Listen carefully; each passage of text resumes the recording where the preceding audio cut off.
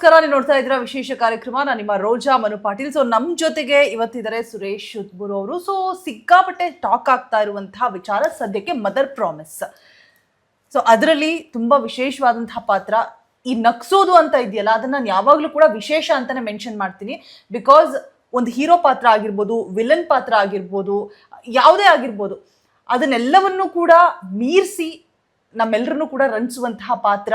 And ಏನು ಹೇಳ್ತಾರೆ, doctors ಎಲ್ಲ ಯಾವಾಗಲೂ ನಗಬೇಕು, ನಕ್ರೆ ಆಯಸ್ ಜಾಸ್ತಿ ಆಗುತ್ತೆ ಅಂತ ಹೇಳ್ಬಿಟ್ಟು. ಸೊ ನಮ್ಮೆಲ್ಲರನ್ನು ನಗಿಸಿ ನಮ್ಮ ಆರೋಗ್ಯ ಆಯಸ್ಸನ್ನ ಜಾಸ್ತಿ ಮಾಡುವಂತಹ ಒಂದು ರೀತಿಯಾಗಿ ವೈದ್ಯರು ಅಂತಾನೆ ಹೇಳ್ಬೋದು. ನಮ್ಮ ಜೊತೆಗಿದ್ದಾರೆ ಸರ್. ಹಾಯ್, ಹೆಲೋ, ಹೇಗಿದ್ದೀರಾ? ನಮಸ್ಕಾರ. ನಮಸ್ಕಾರ. ನನ್ನ ಹೆಸರು ಸುರೇಶ್ ಉದ್ಬೂರು ಅಂತ. ನಾನು ಆರಾಮ, ನೀವು ಆರಾಮಾಗಿದ್ದೀರಾ? ನಾನು ಸಖತ್ತಾಗಿದ್ದೀನಿ ಸರ್. ಇವಾಗ ಮದರ್ ಪ್ರಾಮಿಸ್ ಅಂದ ತಕ್ಷಣ ಎಲ್ಲ ರಿವ್ಯೂಸ್ ಹೇಗೆ ಬರ್ತಾ ಇದೆ ಅಂತ ಹೇಳಿದ್ರೆ, ಸಿಕ್ಕಾಪಟ್ಟೆ ನಕ್ಕು ಹೊಟ್ಟೆ ಹುಣ್ಣಾಗುತ್ತಪ್ಪ, ಫೈನಲಿ ಎಂಟರ್ಟೈನ್ಮೆಂಟ್ ಬೇಕಾ, ಹೋಗಿ ಏನೇ ಸ್ಟ್ರೆಸ್ ಪ್ರೆಷರ್. ಈ ಬ್ಯಾಂಗ್ಳೂರ್ ಲೈಫ್ ಅಂದರೆ ಹಾಗೆ, ನಿಮಗೆ ಗೊತ್ತಿರ್ಬೋದು. ಕಂಪ್ಲೀಟ್ ವೀಕ್ ಫುಲ್ ಕೆಲಸ ಮಾಡೋದು, ವೀಕೆಂಡಲ್ಲಿ ನಮಗೆ ಎಂಟರ್ಟೈನ್ಮೆಂಟ್ ಬೇಕಾಗಿರುತ್ತೆ, ಏನೋ ಒಂದು ರಿಲ್ಯಾಕ್ಸೇಷನ್ ಬೇಕಾಗಿರುತ್ತೆ. ನಿಮ್ಗೆ ಬೇಕು ಅಂದರೆ ಮದರ್ ಪ್ರಾಮಿಸಿಗೆ ಸಿನಿಮಾ ಹೋಗಿ ಅಂತ ಹೇಳ್ತಾರೆ. ಸೊ ಏನು ಹೇಳ್ತೀರಾ, ಆ ಸಿನಿಮಾದಲ್ಲಿ ನಿಮ್ಮದೊಂದು ಪಾತ್ರ ಕೂಡ ಇರುವಂಥದ್ದು? ಮದರ್ ಪ್ರಾಮಿಸ್ ತುಂಬ ಅಂದರೆ ತುಂಬ ಚೆನ್ನಾಗಿದೆ ಸಿನಿಮಾ. ಎಲ್ಲರೂ ದಯವಿಟ್ಟು ಒಂದ್ಸರಿ ಥಿಯೇಟ್ರಿಗೆ ಬಂದು ನೋಡಿದಾಗ ನೀವು ಮತ್ತೆ ಇನ್ನಿತರರಿಗೆ ಹೇಳ್ತೀರಾ ಮದರ್ ಪ್ರಾಮಿಸ್ ಸಿನಿಮಾ ನೋಡಿ ಅಂತ. ಈ ಒಂದು ಸಿನಿಮಾದಲ್ಲಿ ನನ್ನ ಮೋಮೋ ಅಂತ ಒಂದು ಪಾತ್ರ ಇದೆ, ಅದನ್ನು ಎಲ್ಲರೂ ಕೂಡ ಲೈಕ್ ಮಾಡ್ತಿದ್ದಾರೆ. ಅದು ಡಾಲಿ ಪಿಕ್ಚರ್ಸಲ್ಲಿ ಡಾಲಿ ಧನಂಜಯ ಅಣ್ಣನ ಜೊತೆ ಸ್ಕ್ರೀನ್ ಶೇರ್ ಮಾಡಿರೋದು ನನ್ನ ಹಿಸ್ಟ್ರಿಲಿ ಇದೆ ಫಸ್ಟು. ತುಂಬ ಚೆನ್ನಾಗಿ ಡಾಲಿ ಪಿಕ್ಚರ್ಸ್ ಅವರು ಪ್ರೊಡಕ್ಷನ್ನು ಎಲ್ಲವೂ ಅಚ್ಚುಕಟ್ಟಾಗಿ, ಎಲ್ಲ ಕಲಾವಿದರನ್ನು ಅಚ್ಚುಕಟ್ಟಾಗಿ ನೋಡ್ಕೊಂಡಿದ್ದಾರೆ.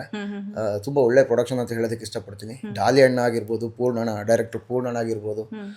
ಪೂರ್ಣಣ್ಣ ಒಂಥರ ಮಗ ನಿನ್ಗೇನು ಅನ್ಸುತ್ತೆ, ಎಕ್ಸ್ಟ್ರಾ ಏನಾರು ಅನ್ಸುತ್ತೆ ಮಾಡು, ಬೇಡ ಅಂದ್ರೆ ನಾನು ಅದನ್ನ ಕಟ್ ಮಾಡಿಸ್ತೀನಿ, ತುಂಬ ಪ್ಲೇಸ್ ಕೊಟ್ಟರು, ನಿನ್ಗೇನು ಬರುತ್ತೆ ಮಾಡು ಅಂತ. ಹೀಗೆ ಒಂದು ಅರ್ಧ ಶೂಟಿಂಗ್ ಆಗಿತ್ತು ನನ್ನ ಕ್ಯಾರೆಕ್ಟ್ರು.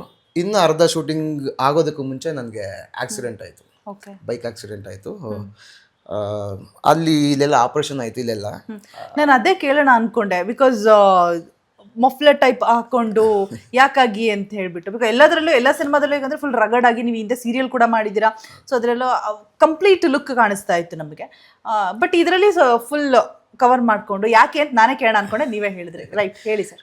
ಅರ್ಧ ಸಿನಿಮಾ ಶೂಟಿಂಗ್ ಆದ ಮೇಲೆ ಆಕ್ಸಿಡೆಂಟ್ ಆಯಿತು. ಇಲ್ಲೆಲ್ಲ ಸ್ಟಿಚಿಂಗ್ ಎಲ್ಲ ಆಗಬೇಕಿತ್ತು ಇಲ್ಲೆಲ್ಲ. ಸೊ ಹಾಗಾಗಿ ಡಾಕ್ಟ್ರು ಫುಲ್ ಶೇವ್ ಮಾಡಲೇಬೇಕು ಅಂತಂದ್ರು. ಈಗ ಮಾರ್ಕ್ಸ್ ಇರೋದು ಅದೇನಾ? ಈ ಮಾರ್ಕು ಇದೆಲ್ಲ ಆಕ್ಸಿಡೆಂಟ್ ಅಲ್ಲ, ಬೈಕ್ ಆಕ್ಸಿಡೆಂಟ್ ಅಂದ್ರೆ ನಮ್ಮಲ್ಲೇ ಮೊದಲು ಎಕ್ಸ್ಕ್ಲೂಸಿವ್ ಅನ್ಸುತ್ತೆ, ಎಲ್ಲೂ ಐ ಥಿಂಕ್ ಸೊ, ಎಲ್ಲೂ ಗೊತ್ತಿಲ್ಲ, ಇದೆ ಫಸ್ಟ್. ಹೇಗಾಯ್ತು, ಏನಾಯ್ತು? ಹೇಳ್ಬೇಕೋ ಹೇಳ್ಬಾರ್ದೋ ಗೊತ್ತಿಲ್ಲ, ಹೇಳ್ಬಿಡ್ತಾ ಇದ್ದೀನಿ. ಹೇಳ್ಬೇಕು, ನಮಗೆ ಈಗ ಬೇಕು. ಇಲ್ಲ, ಬೆಂಗಳೂರಲ್ಲೇ ಬೈಕ್ ಓಡಿಸ್ಕೊಂಡು ಬರ್ಬೇಕಾದ್ರೆ, ನಾನು ಜೋಡಿಯಕ್ಕಿ ಸೀರಿಯಲ್ ಮಾಡ್ತಿದ್ದೆ ಅವಾಗ. ಆ ಟೈಮಲ್ಲಿ ಬರ್ಬೇಕಾದ್ರೆ ಒಂದು ನಾಯಿ ಅಡ್ಡ ಬಂತು. ನಾನು ಫುಲ್ ಸ್ಪೀಡಲ್ಲಿದ್ದೆ, ರೋಡ್ ಬೇರೆ ಡೌನ್ ಇತ್ತು. ನಾಯಿನ ಅವಾಯ್ಡ್ ಮಾಡಕ್ ಹೋಗಿ ನೆಕ್ಸ್ಟ್ ಹಂಪ್ ಇದೆ ಅನ್ನೋದು ಗೊತ್ತಿಲ್ಲ. ಹಂಪ್ ಬಿಟ್ಟ ತಕ್ಷಣ ಬೈಕ್ ಹ್ಯಾಂಡ್ಲ್ ಬಿಟ್ಬಿಟ್ಟೆ. ಆಮೇಲೆ ಇದೆಲ್ಲ ಆಯಿತು, ಜ್ಞಾನನೇ ಇರಲಿಲ್ಲ. ಯಾರೋ ಒಬ್ರು ಕ್ಯಾಬ್ ಡ್ರೈವರ್ ಆ್ಯಕ್ಚುಲಿ ನನ್ನನ್ನು ಹಾಸ್ಪಿಟಲ್ಗೆ ಕರ್ಕೊಂಡೋಗಿ ಸೇರಿಸಿದ್ದು. ಆಮೇಲೆ ನನ್ನ ಕಸಿನ್ಸ್ ಎಲ್ಲ ಬೆಂಗಳೂರಿದ್ದಾರೆ, ಕಸಿನ್ಸ್ ಬ್ರದರ್ಸು, ಅವ್ರು ಕರ್ಕೊಂಡು ಬಂದು ಮೈಸೂರಿಗೆ ಶಿಫ್ಟ್ ಮಾಡಿಸಿ ಒಂದೊಳ್ಳೆ ಹಾಸ್ಪಿಟ್ಲಲ್ಲಿ ಟ್ರೀಟ್ಮೆಂಟ್ ಎಲ್ಲ ಆಯಿತು. ಡೈರೆಕ್ಟ್ರು ಪೂರ್ಣ ಇದಕ್ಕೊಂದು ಸ್ವಲ್ಪ ಹೆಲ್ಪ್ ಮಾಡಿದ್ರು. ನಮ್ಮ ಜೋಡಿಯಕ್ಕಿ ಸೀರಿಯಲ್ನ ಪ್ರೊಡಕ್ಷನ್ ಅವರು, ನಮ್ಮ ರಕ್ಷು ಸರ್ ಮತ್ತು ಅನುಷಾ ಮ್ಯಾಮ್ ಕಾಲ್ ಮಾಡಿ ಏನಾಗಿದೆ, ತುಂಬ ಸೀರಿಯಸ್ ಏನು ಹಂಗೆಲ್ಲ ಕೇಳಿದ್ರು. ಬಿಲ್ ಎಷ್ಟಾಗಿದೆ ಅಂತ ಕೇಳಿದರು.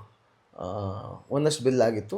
ಬಟ್ ಅವ್ರು ಬಂದು, ಪ್ರೊಡಕ್ಷನ್ ಮ್ಯಾನೇಜರ್ ನವೀನ್ ಸರ್ ಬಂದು ತುಂಬ ಹೆಲ್ಪ್ ಮಾಡಿದ್ರು. ಓಕೆ. ಬಟ್ ನಾನು ಆಕ್ಸಿಡೆಂಟ್ ಅಂದರೆ ಒಂದು ಚಿಕ್ಕ ಪುಟ್ಟ ಆಕ್ಸಿಡೆಂಟ್, ಹಾಗೆ ಸ್ಕ್ರಾಚಸ್ ಆಗಿದೆ ಲೈಕ್ ಆ ಥರ ಅನ್ಕೊಂಡೆ. ಸಾರಿ, ಇಷ್ಟು ದೊಡ್ಡದಾಗಿದೆ ಅಂತ. ಬಟ್ ಪ್ರಜ್ಞೆನೇ ಹೋಗಿತ್ತು ಲೈಕ್. ಸೀರಿಯಸ್ಲಿ ನಾನು ಯಾವಾಗಲೂ ಹೆಲ್ಮೆಟ್ ಹಾಕೊಂಡು ಓಡಾಡ್ತಿದ್ದವನು, ಇಲ್ಲೇ ನಿಯರ್ ಬೈ ಅಲ್ವಾ ಅಂತ ಹೇಳಿ ಅವತ್ತು ಮಿಸ್ಟೇಕ್ ಮಾಡಿದ್ದು. ತಪ್ಪಲ್ಲ. ಅವತ್ತು ಹೆಲ್ಮೆಟ್ ಹಾಕಿದ್ರೆ ಫುಲ್ ಸಿನಿಮಾದಲ್ಲಿ ಫುಲ್ ಬಿಯರ್ಡ್ ಫುಲ್ ಫೇಸ್ ಕಾಣಿಸ್ತಾ ಇತ್ತು. ನೋಡಿ, ಇಲ್ಲಿ ನಿಮ್ಮ ಕಡೆಯಿಂದ ಕೂಡ ಒಂದು ಮೆಸೇಜ್, ಇಲ್ಲೇ ಸ್ವಲ್ಪ ಪಕ್ಕದ ಕ್ರಾಸಲ್ಲೇ ಇದೆ ಮನೆ ಅಂತ ಹೇಳ್ಬಿಟ್ಟು ಹೆಲ್ಮೆಟ್ ಬಿಟ್ಟು ಹೋಗ್ರಿ, ಇಲ್ಲೇ ಸಿಗ್ನಲ್ ಹತ್ರ ಹೋಗಿ ಬರಬೇಕು, ಇಲ್ಲೇ ನಿಯರಲ್ಲೇ ಹೋಟೆಲ್ ಇದೆ, ಬಟ್ ಗೊತ್ತಿಲ್ಲ ನಮಗೆ ಆ ನಿಯರಲ್ಲೇ ಏನು ಬೇಕಾದ್ರೂ ಆಗ್ಬೋದು ಅನ್ನೋದು. ಅದು ನಿಜಾನೇ. ಬಟ್ ದಯವಿಟ್ಟು ಎಲ್ಲರೂ ಕೂಡ ದ್ವಿಚಕ್ರ ವಾಹನ ಚಲಾಯಿಸೋರು ದಯವಿಟ್ಟು ಹೆಲ್ಮೆಟ್ನ ಧರಿಸಿ ವಾಹನ ಚಲಾಯಿಸಿ. ಆ್ಯಂಡ್ ನೀವು ಹೇಳ್ತಾ ಇದ್ರಿ, ಡಾಲಿ ಸರ್ ತುಂಬ ಚೆನ್ನಾಗಿ ನಿಮ್ಮ ಪಾತ್ರವನ್ನು ಅವ್ರು ಹೇಗೆ ಮಾಡಬೇಕು ಅಂತ ಹೇಳ್ಬಿಟ್ಟು ಆ್ಯಕ್ಟ್ ಮಾಡಿ ಕೂಡ ತೋರಿಸ್ತಾ ಇದ್ರು, ಮತ್ತು ಅಳೋದನ್ನೆಲ್ಲ ನೀವು ತೋರಿಸಿದ್ರಿ ಒಂದಷ್ಟು ವಿಜುವಲ್ಸ್ನ. ತುಂಬ ಚೆನ್ನಾಗಿ ಕ್ಯೂಟ್ ಆಗಿತ್ತು, ಮತ್ತು ಅಷ್ಟು ಒಂಥರ ಹಂಬಲ್ ಆಗಿ ಎಲ್ರ ಜೊತೆ, ಆರ್ಟಿಸ್ಟ್ಗಳ ಜೊತೆ ಇರೋದು, ದಟ್ ಈಸ್ ನಾಟ್ ಈಸಿ. ಹೌದು. ಡಾಲಿ ಅಣ್ಣ ಅಂತೂ ತುಂಬ ಡೌನ್ ಟು ಅರ್ತ್ ಪರ್ಸನ್ ಅಂತ ಹೇಳೋದಕ್ಕೆ ಇಷ್ಟಪಡ್ತೀನಿ. ಆ ಸಿನಿಮಾ ಎಲ್ಲ ನೋಡಿಕೊಂಡು ಮಗ ನಾನೊಂದು 4-5 ಸರಿ ಸಿನಿಮಾ ನೋಡಿದೆ ಕಣ, ತುಂಬ ಚೆನ್ನಾಗಿ ಬಂದಿದೆ. ಆಮೇಲೆ ಆ ಸ್ಪಾಟಲ್ಲಿ ಬರ್ತಾ ಇದ್ರು, ಒಂದು ಪಾಡ್ಕಾಸ್ಟ್ ಅಂತ ಶೂಟ್ ಮಾಡ್ತಿದ್ವಿ, ಹಿಂಗೆ ಬಂದರು, ನೀನೇ ಸಿನಿಮಾ ಡಾನಣ್ಣ ಏಯ್ ಮೊಮೋ ಅಂತ ಬರ್ತಾ ಬರ್ತಾ ಅಲ್ಲಿ ಸ್ಪಾಟಲ್ಲಿ ನಿಂತ್ಕೊಂಡು ನನ್ನ ಆ ಕ್ಯಾರೆಕ್ಟರ್ನ ಅವರು ಮಿಮಿಕ್ರಿ ಮಾಡೋ ಥರ ಮಾಡಿದ್ರು.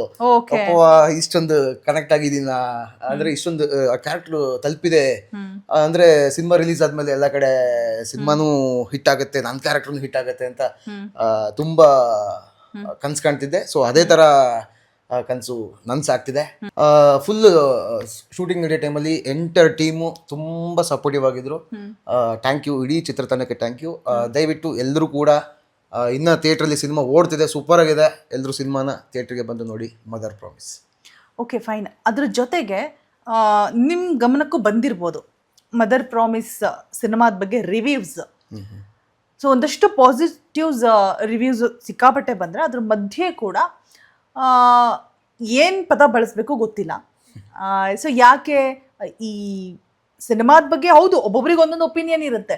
ಚೆನ್ನಾಗಿದೆ ಅಂತ ಅಂದಾಗ ಚೆನ್ನಾಗಿದೆ ಅಂತ ಹೇಳಬೇಕು, ಚೆನ್ನಾಗಿಲ್ಲ ಅಂದಾಗ ಚೆನ್ನಾಗಿಲ್ಲ ಅಂತ ಹೇಳ್ಬಿಟ್ಟು. ಬಟ್ ಸಿನಿಮಾ ಚೆನ್ನಾಗಿದ್ರೂ ಕೂಡ ಅದನ್ನು ನೆಗೆಟಿವ್ ಆಗಿ ಕಮೆಂಟ್ಸ್ ಹಾಕೋದು, ಅದು ಇಂಟೆನ್ಷನಲಿ ಹಾಕ್ತಾ ಇದ್ದಾರೆ ಅನ್ನುವಂಥದ್ದು, ಈ ವಿಚಾರವಾಗಿ ಒಂದಷ್ಟು ಜನ ಮಾತನಾಡಿದ್ರು ಕೂಡ. ಸೊ ಅದ್ರ ಬಗ್ಗೆ ನೀವೇನು ಹೇಳಕ್ಕೆ ಇಷ್ಟಪಡ್ತೀರಾ?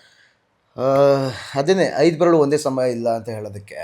ಆ ಥರ ಹೋದರೆ ಕೆಲವ್ರಿಗೆ ಇಷ್ಟ ಆಗುತ್ತೆ, ಕೆಲವ್ರಿಗೆ ಇಷ್ಟ ಆಗಲ್ಲ. ಇಷ್ಟ ಆಗಿಲ್ದೇ ಇರೋರು ಏನು ಮಾಡ್ತಾರೆ, ಒಬ್ಬ ಪರ್ಸನ್ ಪರ್ಟಿಕ್ಯುಲರ್, ಈಗ ನನ್ನನ್ನು ಕಂಡ್ರೆ ಯಾರಿಗೂ ಇಷ್ಟ ಇರಲ್ಲ, ಕಮೆಂಟ್ ಹಾಕ್ತಾನೆ, ಸುರೇಶ್ ಮೋಮೋ ಯಾವ್ದೇನಿದೆ ಗುರು, ಏನು ಚೆನ್ನಾಗಿ ಮಾಡಿಲ್ಲ, ಅಥವಾ ಇನ್ನೊಬ್ರು ಯಾರೋ ಆರ್ಟಿಸ್ಟು. ಬಟ್ ಅಲ್ಲಿ ಕೆಲವ್ರು ಏನು ಮಾಡ್ತಿದ್ದಾರೆ, ಯಾರೋ ಆಗದೆ ಇರೋರು ಈ ಥರ ಕಮೆಂಟ್ಸ್ಗಳು ಮಾಡ್ತಾರೆ. ಬಟ್ ಒಂದ್ಸರಿ ಸಿನಿಮಾ ನೋಡಿ ಆಮೇಲೆ ನೀವು ಬಂದು ಮಾತಾಡಿ, ನೀವು ಹೋಗಿ ಆಮೇಲೆ ನೀವು ನಿಮ್ಮ ರಿವ್ಯೂಸ್ನ ನೀವು ಹಂಚ್ಕೊಳ್ಳಿ ಲೈವ್ ಆಗಿ. ಎಲ್ಲರ ಹತ್ರನೂ ಮೊಬೈಲ್ ಇದೆ, ಎಲ್ಲರ ಹತ್ರನೂ ಸೋಷಿಯಲ್ ಮೀಡಿಯಾ. ಅಲ್ಲ, ಇವಾಗ ಏನೇ ನಾನು ಯಾಕೆ ಹೇಳಿದೆ ಅಂತಂದ್ರೆ ಸರ್, ಅದನ್ನ ಇವಾಗ ನಾವು ಏನೇ ಒಂದು ಆನ್ಲೈನಲ್ಲಿ ಏನೇ ಪರ್ಚೇಸ್ ಮಾಡಬೇಕು ಅಂದ್ರೂ ನಾವು ಫಸ್ಟ್ ಏನು ಮಾಡ್ತೀವಿ, ರಿವ್ಯೂ ಏನಿದೆ ಅಂತ ನೋಡ್ತೀವಿ. ಸೊ ಹಾಗೂ ಕೂಡ ಆಗ್ತಾ ಇರ್ಬೋದಲ್ವಾ, ಆ ರಿವ್ಯೂ ಅನ್ನೋದೇ ಇಲ್ಲಿ ಸಿನಿಮಾಗೆ ಎಷ್ಟು ನೆಗೆಟಿವ್ ಆಗ್ತಾ ಇದೆ ಅಂತ ಹೇಳ್ಬಿಟ್ಟು. ಸಿನಿಮಾಗಂತೂ ನೆಗೆಟಿವ್ ಪಾಸಿಟಿವ್ ಅದು ಈ ರಿವ್ಯೂಸ್ಗಳಿಂದ ಅಂತೂ ಏನೂ ಆಗ್ತಿಲ್ಲ ಅಂತ ನಾನು ಬಯಸ್ತೀನಿ. ಬಿಕಾಸ್ ಸಿನಿಮಾ ಇವಾಗಲೂ ಕೂಡ, ಇವತ್ತು ಕೂಡ ಹೌಸ್ಫುಲ್ ಶೋಸ್ ನಡೀತಿದೆ ಮಾಲ್ಗಳಲ್ಲಿ, ಎಲ್ಲ ಫುಲ್ ಬುಕ್ ಆಗ್ತಿದೆ. ಹಂಗಾಗಿ ನೀವು ನೋಡಿದ್ಮೇಲೆ ನೀವು ರಿವ್ಯೂ ಕೊಡಿ ಅಷ್ಟೇ. ಮೊಮೋ ಪಾತ್ರ ನೀವು ಆಲ್ರೆಡಿ ಹೇಳ್ದಾಗೆ ಅವಾಗ್ಲೇನೆ ಡಾಲಿ ಸರ ನಿಮ್ಮ ಪಾತ್ರನ ಮಿಮಿಕ್ ಮಾಡಿ ತೋರಿಸಿದಂಥ ಸಂದರ್ಭದಲ್ಲಿ ಅದಕ್ಕಿಂತ ಇನ್ನೊಂದು ಖುಷಿ ಇರೋದಿಲ್ಲ. ಬಿಕಾಸ್ ಅಷ್ಟು ಜನಗಳು ಕೂಡ ಆಲ್ರೆಡಿ ಮೊಮೋ ಪಾತ್ರ ಅವ್ರಿಗೆ ರೀಚ್ ಆಗಿದೆ, ಕನೆಕ್ಟ್ ಆಗಿದ್ದೀರಾ. ಸೊ ಅದೆಷ್ಟು ಖುಷಿ ಇದೆ. ಒಂದು ಕಿರುತೆರೆಯಿಂದ ಹಿರಿತೆರೆಗೆ ಬಂದ್ಬಿಟ್ಟು ಆ ಒಂದು ಗುರ್ಸ್ಕೊಳ್ಳೋದು, ನಮಗೆ ಆರ್ಟಿಸ್ಟ್ ಅಂತ ಬಂದಂಥ ಸಂದರ್ಭದಲ್ಲಿ ಯಾರೋ ಒಬ್ರು ಕಂಡುಹಿಡಿದು ಮಾತಾಡಿಸಿದಾಗ, ಒಂದು ಸೆಲ್ಫಿ ಕೇಳಿದಾಗ ಆಗುವಂತಹ ಖುಷಿನೇ ಬೇರೆ. ಸೊ ನಿಮಗೆ ಎಷ್ಟು ಖುಷಿ ಇದೆ? ತುಂಬ ಅಂದರೆ ತುಂಬ ಖುಷಿ ಆಗ್ತಿದೆ.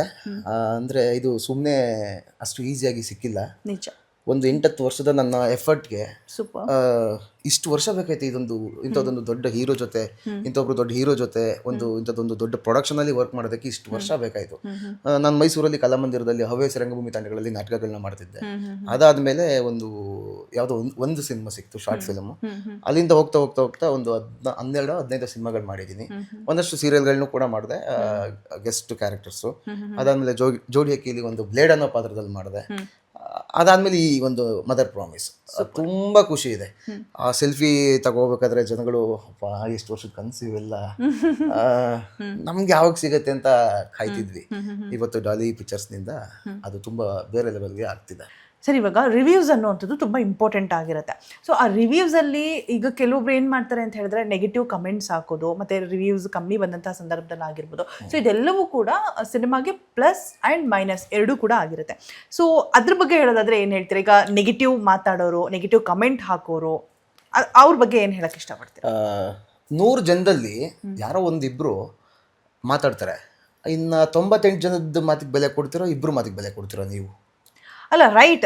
98% ಪಾಸಿಟಿವ್ ಇದೆ ಅಂತ ಹೇಳಿದ್ರೆ ನಾವು ಚೂಸ್ ಮಾಡೋದೇ, ನಾವು ಏನೇ ಪ್ರಾಡಕ್ಟ್ಸ್ ಬುಕ್ ಮಾಡಬೇಕಾದ್ರೆ ನಾವು ಅದನ್ನೇ ರಿವ್ಯೂ ನೋಡ್ಬಿಟ್ಟೆ ನಾವು ಬುಕ್ ಮಾಡೋದು. ಸೊ ಹೌದು, ಅಲ್ಲಿಗೆ ನಾವು ಪ್ರಾಮುಖ್ಯತೆ ಜಾಸ್ತಿ ಕೊಡ್ತೀವಿ. ಬಟ್ ಆ 2% ಅಲ್ಲಿ ಆ ಸಿನಿಮಾಗೆ ತುಂಬಾ ನೆಗೆಟಿವ್ ಆಗುವಂತ ಸಾಧ್ಯತೆಗಳಿದೆ. ಬಿಕಾಸ್ ಸೋಷಿಯಲ್ ಮೀಡಿಯಾ ಹೇಗೆ ಅಂತ ಅಂದ್ರೆ, ಪಾಸಿಟಿವ್ 98 ಜನ ಕೊಟ್ಟರು ಕೂಡ ನೆಗೆಟಿವ್ ಇಬ್ರು ಇರ್ತಾರಲ್ವಾ, ಅದೇ ವೈರಲ್ ಆಗ್ತಿರುತ್ತೆ, ಅದೇ ಟ್ರೋಲ್ ಆಗ್ತಿರುತ್ತೆ. ಅವ್ರನ್ನ ಸೈಡಿಗೆ ತಳ್ಬಿಟ್ಟು ಇನ್ನು 98% ಜನ ಏನಿದ್ದೀರಿ, ಸಿನಿಮಾನ ಗೆಲ್ಲಿಸ್ತಿದ್ರಲ್ವಾ, ಗೆಲ್ಲಿಸ್ತೀರಾ ಅಷ್ಟೇ. ಸೂಪರ್. ಈ ಪಾಸಿಟಿವ್ ಏನಿದೆ ನಿಮ್ಮ ಆಲೋಚನೆ, ಅದು ಹಾಗೆ ಇರಲಿ. ನಿಮ್ಮ ಸಿನಿಮಾ ಒಳ್ಳೆ ಯಶಸ್ಸನ್ನ ಕಾಣಲಿ, ಹಾಗೆ 100 ಸಿನಿಮಾಗಳು ನಿಮಗೆ ಒಲ್ದು ಬರಲಿ. ಜೊತೆಗೆ ನಮ್ಮನ್ನ ಹೀಗೆ ಹೊಟ್ಟೆ ಹುಣ್ಣಾಗೋ ಥರ ನಗಿಸಿ ಮೊಮೋ ಥರ ಇನ್ನಷ್ಟು ಪಾತ್ರಗಳನ್ನ ಮಾಡಿ ಅಂತ ಹೇಳ್ತಾ so thank you so much. Thank you.